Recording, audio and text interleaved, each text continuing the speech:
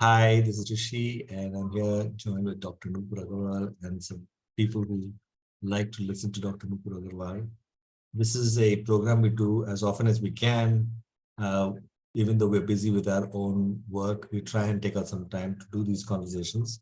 It's called Conscious Conversations with Dr. Nupur Agarwal, and today's topic is on perils of being a perfectionist. And I have some questions rattling in my head. I will be posting Dr. Nupur Agarwal's LinkedIn profile in the chat. And if you're watching the video on YouTube, then you will be able to see these links posted in the description of this video below the video. This is the website of Dr. Nupur Agarwal, which you can take a look at. And for those of you who are on the call today live, and have not subscribed to our YouTube channel, I'm pasting the YouTube channel for those of you who are here today and are first time attending this call and want to know what else she's spoken about. It's all uploaded on the YouTube channel for you to look at in case you find these conversations interesting.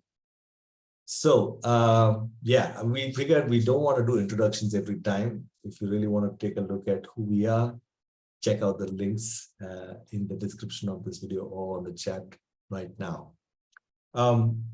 So today's topic seems interesting because I would think, uh, you know, going towards perfection is a good thing. I mean, at least that's what we seem to have been educated into. I mean, in the case of my parents, my father, I would say, is a perfectionist, and we thought it was something to aspire to look forward to like, yeah, we have to become better and better and perfect. And even though I have my own place and I like to keep things in a particular way, the moment it gets disturbed and it's not the way I like it and it should be like this and the thing should be kept here, I realized that I still thought it's a good thing to I know one can call it like I'm being paranoid about things being in a particular way, but I didn't think it was a problem. But now you're saying, I looked up the definition of peril. It is like dangers. That's the meaning of the dangers of perfection. So tell us, what we've been doing wrong. I thought this was something to be good and followed. And I think I've been following my dad. I'm wondering whether his stress or health issues is related to this, and you can shed some light on this. So why don't you start with that and then we'll see where it goes. Yeah, thanks, Rishi. Thank you so much for that honest sharing, because many of us actually have never challenged or doubted this concept of perfectionism. It's something that kind of gets handed down to us from our parents, from our society, from our schools, from our conditioning. And it's almost like, we have got a genetic transmission of certain personality traits, and it could be that perfectionism is also one of them. It's interesting how I came upon this many years ago when I was myself in training. I've specialized in oral medicine and radiology, and it's a tough clinical, it's anything to do with medicine related to that is needs a lot of rigor and a lot of intense, commitment to learning, to working.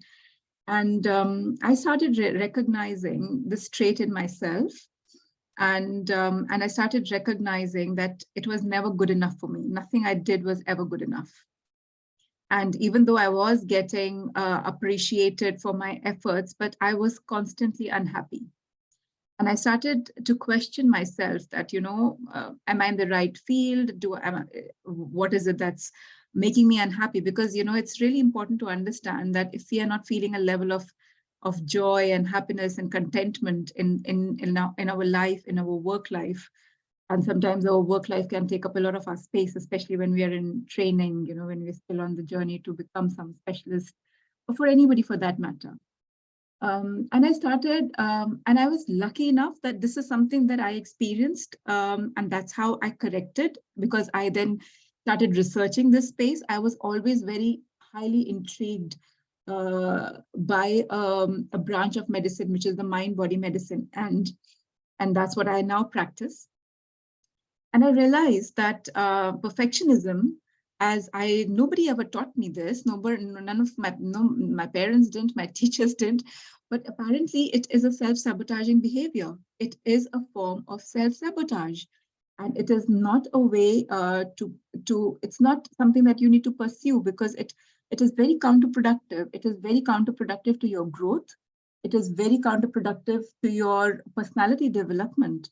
And I then started researching a lot, and that's when, and once, it's very interesting. I would like to share this story of a very famous artist. His name is Monet, and those of us who are very interested in art might know him. He's a French artist. Beautiful paintings, and but he was a perfectionist.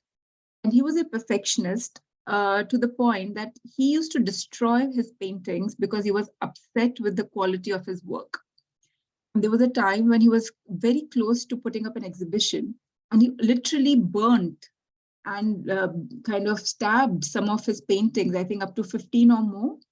And this came to light, and it's a popular study, case study, Claude Monet, to understand that, this work that, and now he's no more, of course, but he's such a celebrated artist that people pay to see his work. His house is an exhibition center, and it's breathtaking. I have had the privilege of actually visiting his art gallery, his home in France. And to come to think of this, that, this man was a perfectionist who self-destroyed his work, was something, that was an eye-opener for me. So that's why I thought, we must do a chat, a conversation on the perils. And that will be my intention today, just to open up to the idea that, guys, rethink perfectionism, read about it a bit. It's not the most healthy trait to have. Rishi, you're on mute. Oh, sorry.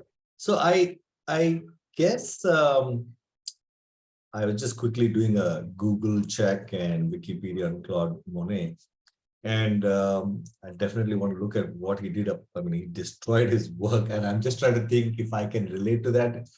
I don't know whether I destroyed any of my property, my house, just because it was, I mean, I may have discarded something that like it's not just lying around it, which I thought was good. Get rid of stuff that, we did another talk on getting rid of stuff.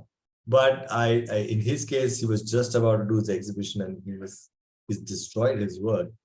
And for me, I felt progress of mankind per se is because of this pursuit for perfection. It's like almost like the moment we get from point A to B, because we like, let's do it better. And then you get to point B, and now, oh shit, we got here already. Now what's next? And then we're like, oh wait, we can go do that as well. And then so in a way, it looks like progress of mankind today. If we can get rockets up in space and now head towards Mars and land on moon, and it looks like we are trying to become better. I mean, like Elon Musk is like, okay, why are we wasting money on these bloody rockets of one-time use only? Like, like a throwaway rocket. Let's reuse the damn rocket. We'll save billions of dollars, and we can make trips to outer space cheaper. I thought that was a good thing. I'm thinking he's like So that, perfectionist of sorts. But now you're saying it's dangerous. So I'm like, fuck, now where am I? Yes, because we have to understand what we are talking about. What does perfectionism mean? Perfectionism is about is a personality. It's almost like a personality trait, or where somebody is never content with, because there is nothing called perfect. What you are talking about is the pursuit of perhaps excellence. That is innovation.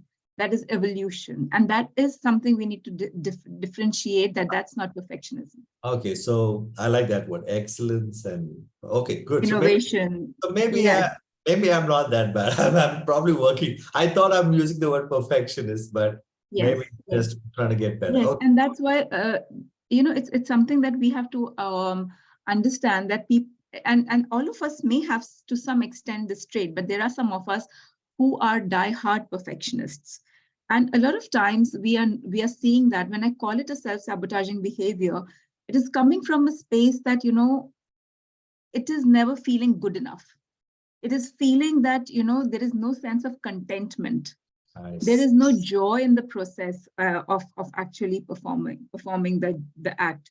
It is absolutely hugely only success based, and it is very extroverted. Sometimes, it's a very it's a thing that we feel that we need an approval of somebody and something, and that's why we are going on doing that. So it comes in a very deep way to assess that a lot of times our perfectionism is stemming from a feeling that I am not good enough. I am scared of failure. A fear of failure is a huge component of perfectionism. And that's why people, in fact, there's a word called perfection paralysis or analysis paralysis, because sometimes when we are in pursuit of perfection, we are so caught up in the finer details that we are not able to see the bigger picture. And then this trait actually makes us very risk averse. Right. We never get up and do anything as a result of that. Exactly. And yes, we avoid certain risk-taking behaviors because we feel that I'm not good enough for that. Because for me, perfection is what I'm aiming at. If I am not perfect, good enough is never good enough for me. In fact, perfection is an enemy of being good enough, because according to me, that is a failure. I have to nail it to the T. Otherwise, it's not worth my while. Yes. And people who does that, yeah, go ahead, Rishi. Yeah, absolutely. That does resonate, and I'm feeling good that I am not one of those.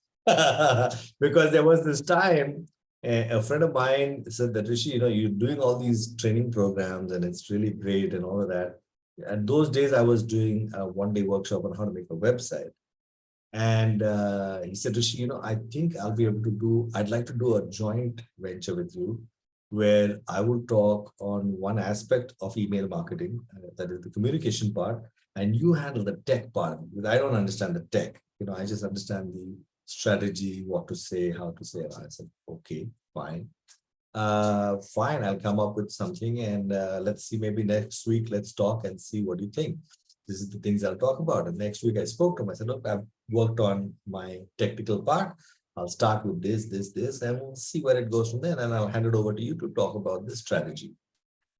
And he didn't have anything ready in a week's time. And I was like, what happened? I thought we were going to do this.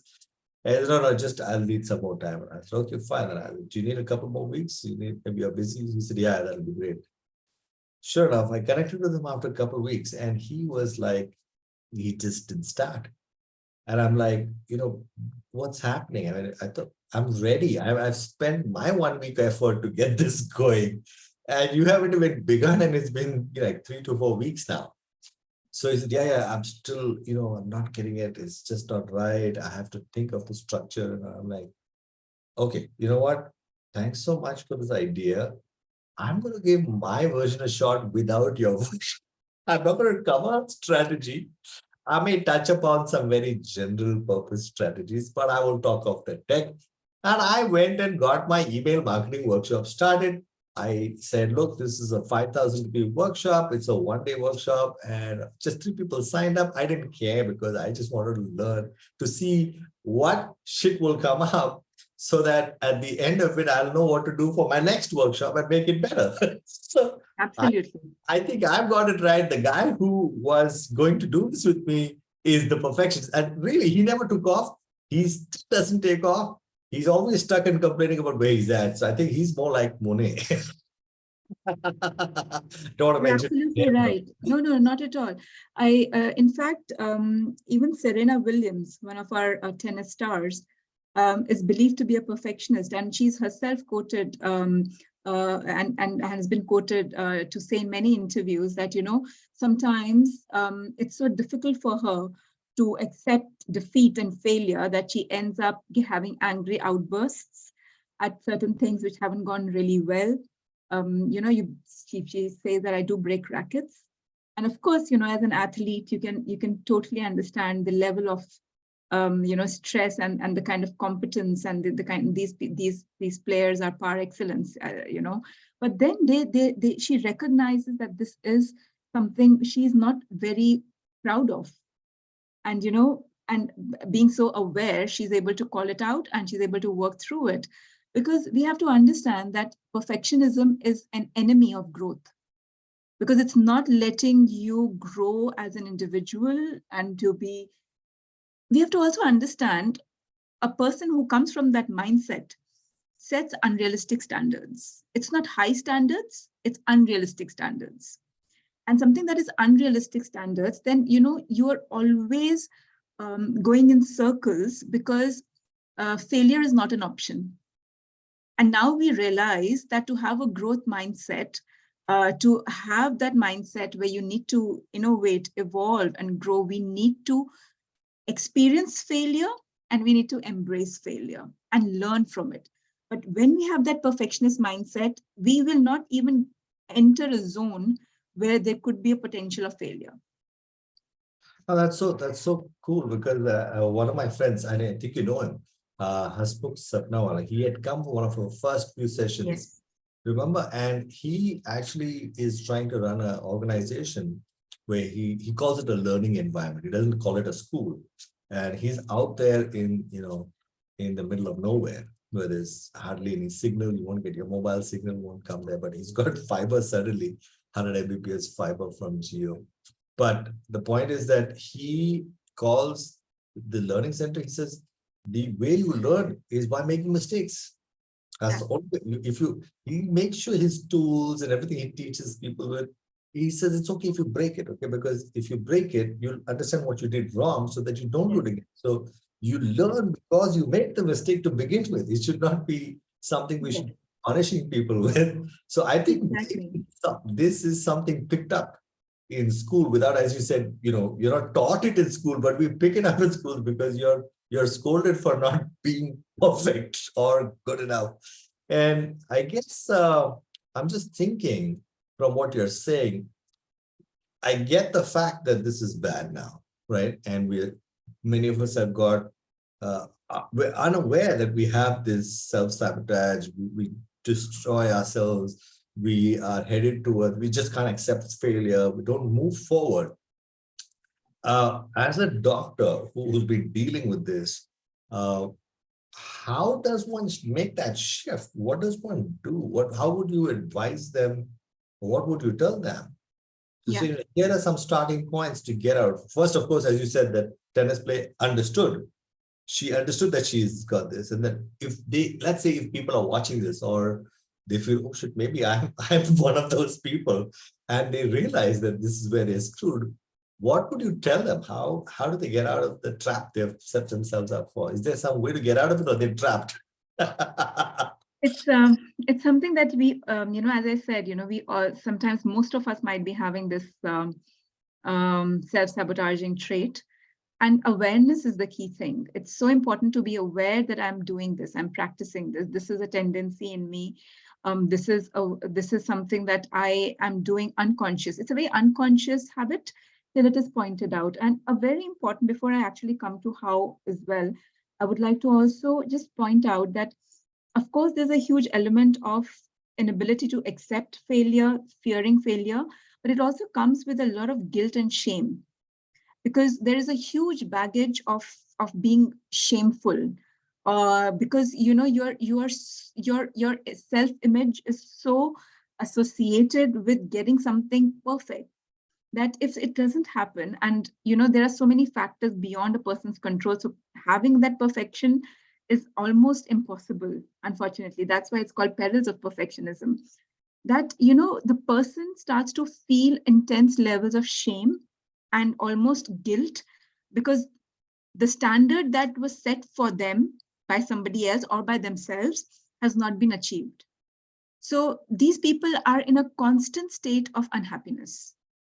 And a lot of times they're also mimicking somebody else, because when I realized I was in this pursuit of perfectionism, I realized I was trying to I was trying to be somebody who I wasn't. I was trying to be a professor of mine who was 20 years ahead of me, who was my teacher, who had an experience under his belt of being a fine surgeon. Now I can learn it, but I can never somehow create those 20 years of experience. They only have to be lived, to be experienced, right? I could have never matched up to him. So it was literally, I was setting myself up for failure.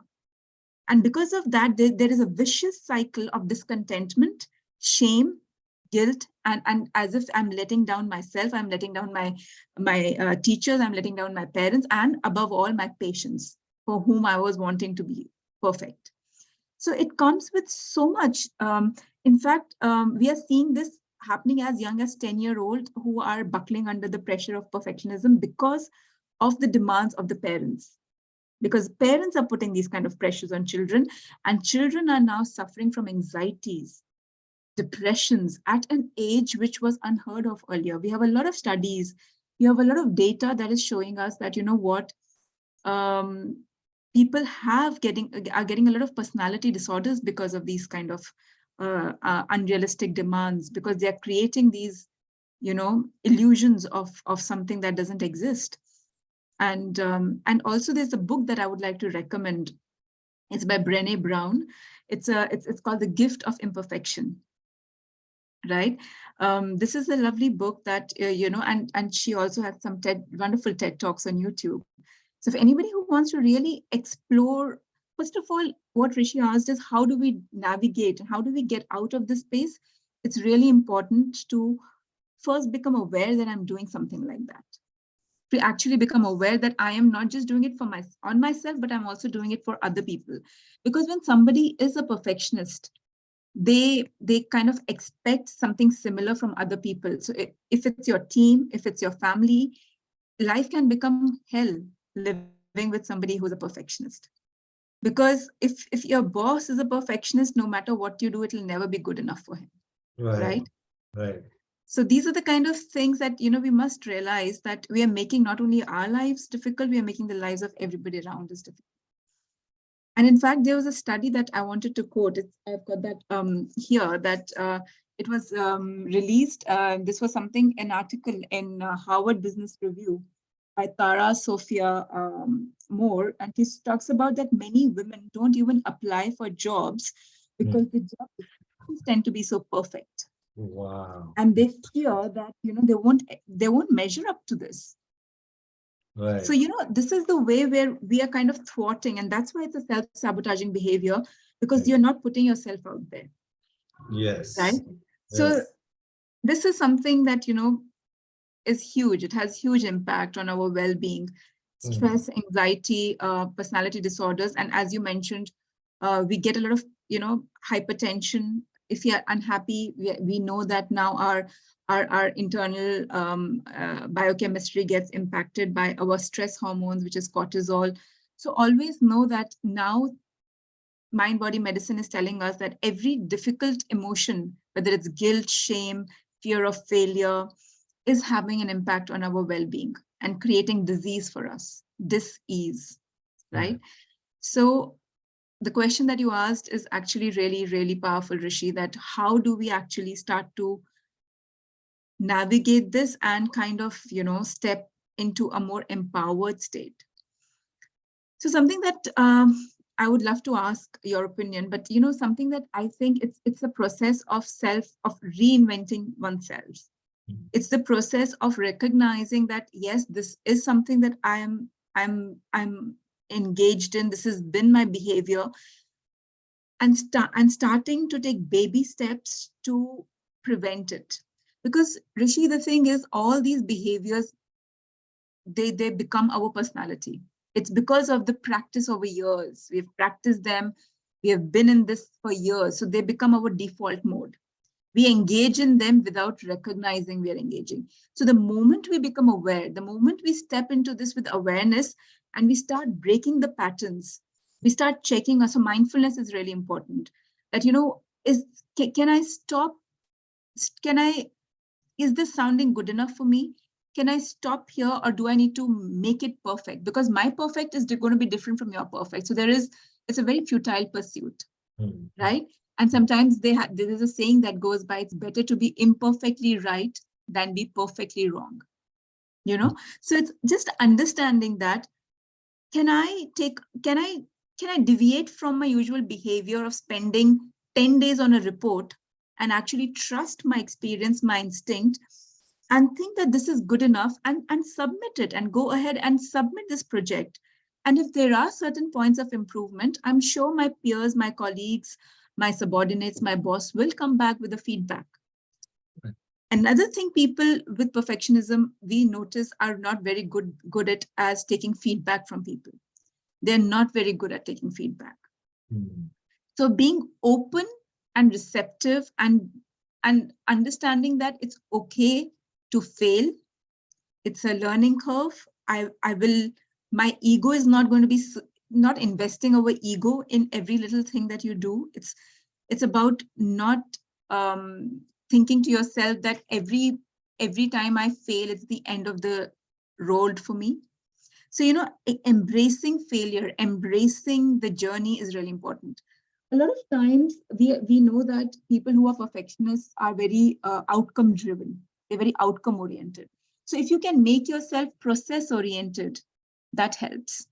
Enjoying the journey and not getting fixated on the outcome.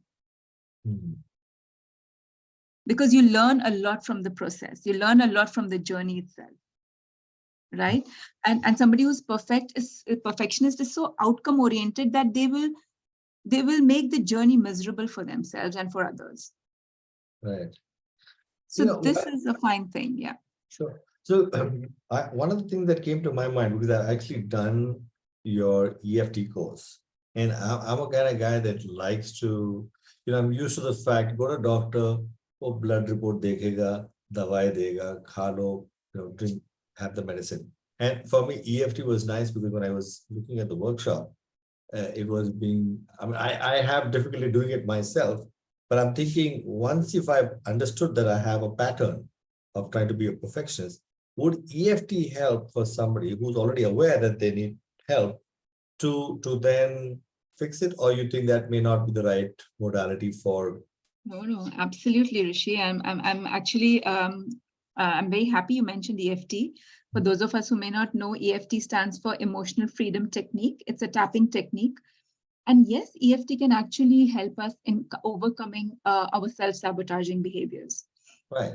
Because it's like a tablet. EFT is pretty much, when you do the tapping, you're actually shaking that stuff out, right? I mean, it's actually making changes in the system. You're breaking the patterns, right? Yes, we are clearing our energetic blockages. So it's called acupuncture without needles, because we are actually tapping on energy meridian endpoints, and we're releasing stuck energy, stuck beliefs, self-sabotaging and limiting beliefs we are releasing. And also we are releasing these fears, because, as I said, fear of failure. If you've had this almost debilitating and crippling fear of failure, or we feel deeply, we've been probably shamed when we were young for failing a test.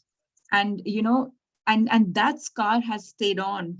And sometimes, sometimes for a perfectionist, it's really important to ask themselves, is this something that I resonate with, or is this handed down to me by somebody else? Am I living my truth, or am I living my mother's truth? It could be that you're living somebody else's perception of life. Because if you don't get 10 on 10 in maths, maybe for your parent, it was the end of this thing, that you had to be a topper, but for you, maths doesn't excite you at all.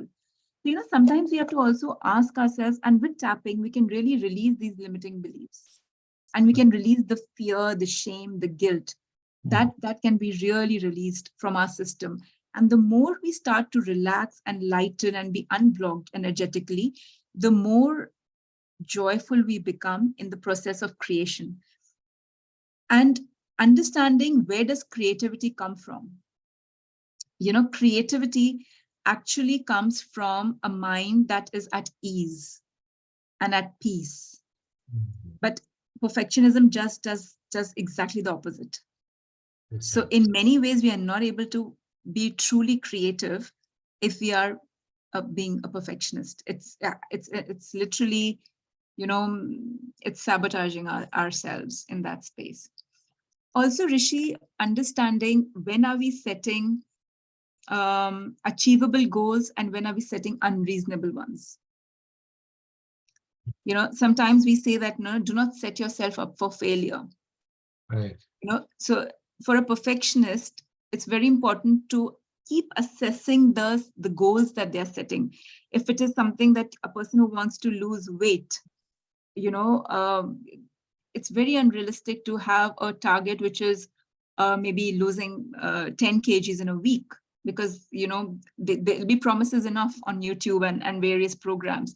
But again, if you're a perfectionist, you will kill yourself to do it, and that's not the point of this. It has to be a sustainable and a healthy weight loss over a period of time. So what is a achievable goal versus what is an unreasonable goal? That's important. And also understanding the difference between internal satisfaction and external validation. We don't value our self-worth. We don't value our self assessment and and being kind to ourselves, because everything for a perfectionist sometimes is based on the perception of what other people are viewing this as. If you're not applauded, then you're useless. Yes. And a lot of times it's also about their inner critical voice. They have a very, very harsh critical inner voice, which is always telling them, this is not good enough, this is not right, you keep working at it till you get it right. So it's a two-way street. So we have to see where, for somebody, the inner critic could be very high. For another person, the external validation could be very high. Like for me, I remember my inner critic was very high. Okay. I was still getting enough appreciation from the outside world, but somewhere internally, I was not, it was very harsh for me. And then it becomes difficult to live with yourself, because, you can still ignore the outside, but how do you ignore who you are? So it needs a complete changing of your internal processing and your relating to yourself through, and I think my work has helped me the most. And and as it has, then, I'm able to now help whoever comes in my orbit. So it's a privilege, because and also it's very important to see that the earlier we can kind of integrate this awareness in our children, in our younger colleagues, the better it is. Otherwise, they'll learn it with a lot of, pain, heartache, anxiety, stress-related challenges. And as we know that the world out there sometimes can get a bit hostile. So, it's really important to know that where can I draw the line? Where can I say that it's enough? This is good enough. And I don't have to kill myself doing this. Because believe it or not, there are studies that are telling us that the suicidal ideation is higher in people who have perfectionism along with depression, anxiety, and stressful mindsets. So it is quite a steep road to climb. Wow. That's a nice summary of, you've summarized the whole concept very nicely. I mean, I don't have any more questions, but let's just check in. Hi, Manoj, and hi, Professor Bhatia. Do you guys have a couple of questions maybe before we wrap today's conversation? And if you do, go ahead. I'll unmute your mics. Let me quickly check on how to do that for a second. Yeah, that's absolutely fine. Yes, there we go. So now I think you guys can unmute your mics if you want. Let me know. Yes. Any questions? Yes, Professor Bhatia, go ahead. Yeah, I feel that she has wonderfully done subject. Then don't and accept the failures, and your self-assessment should be more governing factor for your progress rather than external this one. Give value to yourself and set the goals which are achievable and also the relevant. What I could read what she was wanting, which is relevant also, not something said you have set a goal that I want to do this perfectly. But the question then comes, what for? why Right. you want, Right. the adequateness, what is Right. bare minimum needed. Once we cross that, that is enough rather than unnecessary struggling for that Right. and taxing yourself for your effort, time, energy, everything. Right. Fabulous. Yes. Thank you. Thank you for You're acknowledging absolutely right, Dr. sir. Agarwal of that. Yeah. Yeah. Thank you for sharing that. Yeah. I just remembered a very beautiful concept of kintsugi. Hmm. It's a Japanese technique where they take up something that's broken, like maybe a vase or a pot that made of ceramic that breaks. And they have this technique called kintsugi, where they use a golden lacquer, like a Hmm. golden glue, and they Hmm. join the broken parts of the vase and they bring it together. This is an art form that's practiced, but it has deep philosophical roots in a concept called wabi sabi in Japanese that talks about embracing your imperfections. Okay. And they say that once the vase or the jar has got reformed by bringing the beautiful parts together with the gold lacquer, it actually now has a new personality. It's different from what it was, but it's beautiful just the way it is. So it's actually a process that's teaching us to embrace all our perfections and not be in pursuit of something as frivolous as perfectionism. And it's okay to be flawed. It's okay to have, misgivings. We are all human. But unless we embrace all parts of us and see the beauty in our imperfections, life can feel like a tall order. So I just wanted to just remember that, Rishi. So maybe whoever is listening to this talk, please do look up Kintsugi and Wabi Sabi, a very, very beautiful Japanese philosophy. Sure. Yeah. We'll do that. Yes, Manoj, any questions from your side or any thoughts on your side? Yeah, I just wanting to refer that Amir Khan, Okay. he's imposed as I am very perfectionist. Means he tried to be. So, and he succeeded also. That's a good one. Yeah. Okay. Yes, Nupur, how would you yes, like to Mr. respond Manoj. to that? Yeah, success is again a very subjective thing.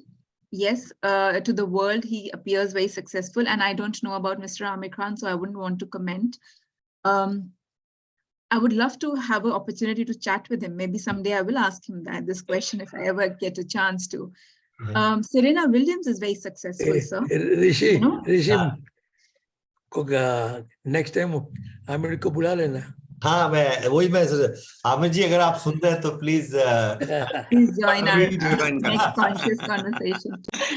Yes, absolutely. In fact, if we come to this, since we know that it's in the press, and I can quote this BBC article which talked about Serena Williams.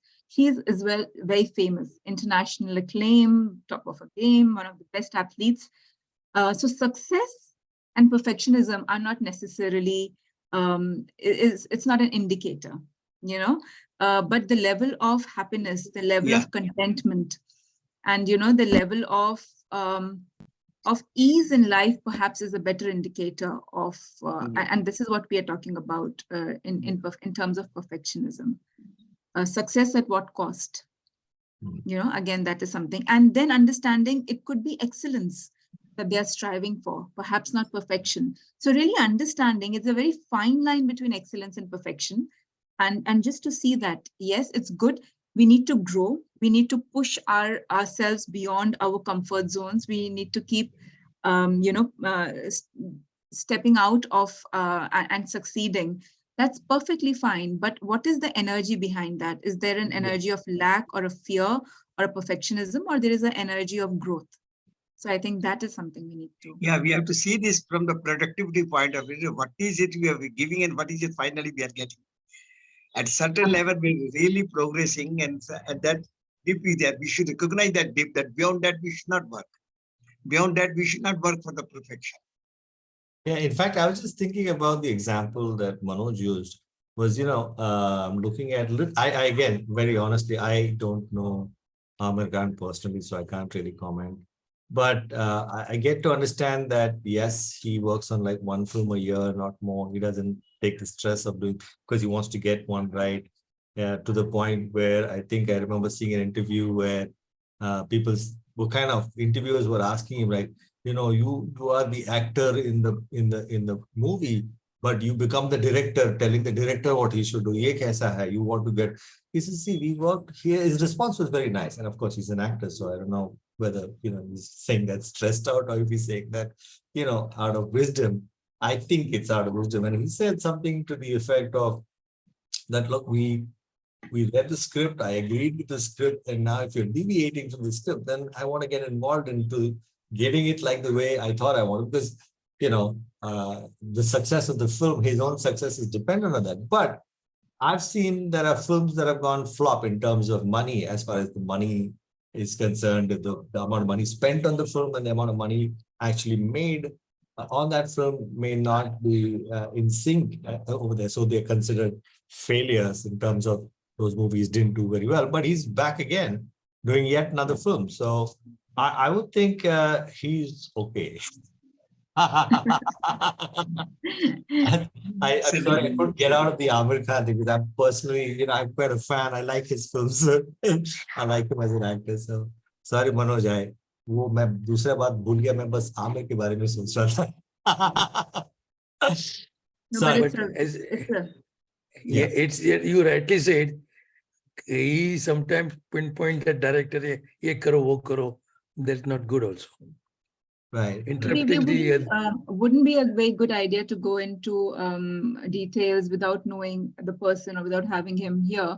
But what Mr. Manoj really brings out a very important point is to not equate perfectionism to success. Right. That is, I think, the crux of the matter, that we should not, and we should be mindful if we are doing that and then correct ourselves. Right. Because, again, understanding that success is very subjective. What I feel is success to me personally may not feel success to the other person. Right. And also understanding at what cost. Right. So, these are certain finer nuances. So thank you for bringing up that point, Mr. Manoj. It's very important. No, thank you. Even thank you for making me learn. Wonderful, Rishi. So Manoj ji, even at this age, is like ready to learn. I just love his he comes for these programs, and that's the quality I really appreciate. That even at age is not a barrier for his learning, and that's awesome. It's great. I'm not coming for you. I'm coming from Nupur ji. Yeah, sure. I'm just hosting it. I know you're coming for her. I have wisdom. Yeah, sure. thank you I'm just for making a laugh. everybody. Sorry, go ahead. I said I just making a pun, not the मजाक करता हूँ. Sure, absolutely. Great. We're at 9:15, 9:16 now, and been here for like 45 minutes. Thank you so much, everyone, for joining in. And for those of you that are watching this recording on YouTube, there's always the comment section below. Please ask your questions. Subscribe to the YouTube channel. Give this video a thumbs up if you think it was enjoyable listening to it. And yeah, we'll hope to do the next one. I don't know when it's going to happen. It all depends on my and Nupur's availability and what interesting topic comes. Sometimes in fact, before we started this, we were thinking, there might be lots to talk about. We might come up with the part 2 version of this. So stay tuned. Yeah. But I think we have done some it's the last talk of the year. Yes. It's been we started off with some nice, interesting topics. We've covered a few topics. So really appreciate you sharing the channel with your friends, with your loved ones, and leave your comments. Let us know what else you would like for us to talk and discuss, and join us for the next conversation. Yes. Thank So you. it will be next year only now. Yes. So Nupur, thank you so much, and everybody else. Thank you, Rishi. Thank you, everybody. Thank you so much. Thank you, Nupur. Thank you, Rishi. Thank you. Thank you. Bye-bye. Thank you. Bye.